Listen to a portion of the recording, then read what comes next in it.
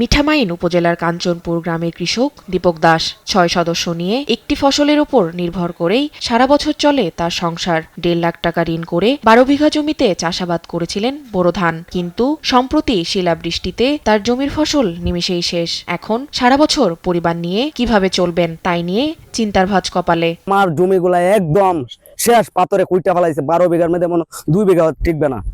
এইভাবে আমার টাকার ক্ষয়ক্ষতি হয়েছে। কিভাবে খাই, কিভাবে থাকি এই সংসারে? এখন কোথায় যাবো আমরা? কি সংসার নিয়ে ঢাকা শহর গেলে আমরা বাদ পাবো না।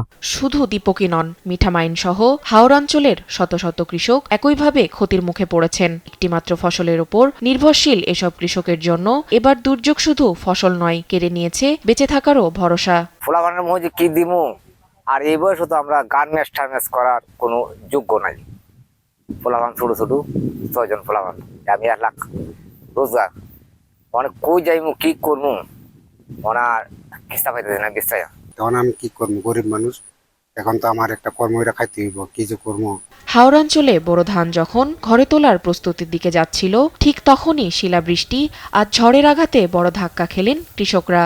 এতে ফলন নিয়ে তৈরি হয়েছে বড় ধরনের অনিশ্চয়তা। ফসলে বীজ হবে এরকম উৎপাদিত মানে বৃষ্টি হয়ে গেছে, কিছুটা বের হয়েছে, কিছুটা বের হয় নাই, এরকম মানে অনেকটাই ক্ষতি হয়েছে। ১২ মাসে এই একটা ফসল, এটার উপরে আমরা জীবিকা নির্ভর করি, পোলাপান এবং দেশবাসী বাচ্চা আছি।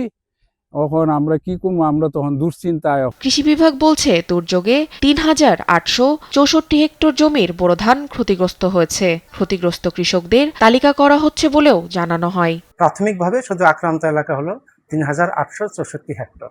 আমরা যথাযথ মাধ্যমে কর্তৃপক্ষ বরাবর এই ক্ষয়ক্ষতির তথ্য প্রেরণ করব। কর্তৃপক্ষ সেই অনুযায়ী ব্যবস্থা নেবে আশা করি। ক্ষতিগ্রস্ত কৃষকদের দ্রুত সহায়তা নিশ্চিত করা না হলে চলতি মৌসুমে কৃষক বড় আর্থিক সংকটে পড়বে বলছেন সংশ্লিষ্টরা। তাসফিয়া ইসলাম, নিউজ ডেস্ক, দেশ টিভি।